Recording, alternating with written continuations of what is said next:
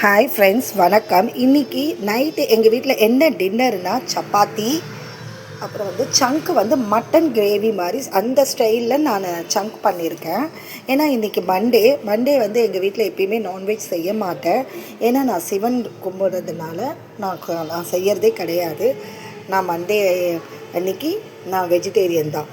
அதே மாதிரி இப்போ நைட்டில் டின்னருக்கு எங்கள் வீட்டில் என்னென்னா சப்பாத்தி, சங்க்கு மட்டன் கிரேவி டைப்பில் பண்ணிவிட்டு, அப்புறம் லெஃப்ட் ஓவர் காலிஃப்ளவர் பட்டாணி கிரேவி இருந்தது, அதையும் கொஞ்சம் வச்சுட்டு இன்றைக்கி நைட்டு டின்னரை நாங்கள் முடிச்சிட்டோம். இப்போ என்னென்னா தாய் கிழவி படம் நீங்கள் எல்லோரும் பார்த்துட்டிங்களா? அதில் ராதிகா மேம் சூப்பராக நடிச்சிருக்காங்க.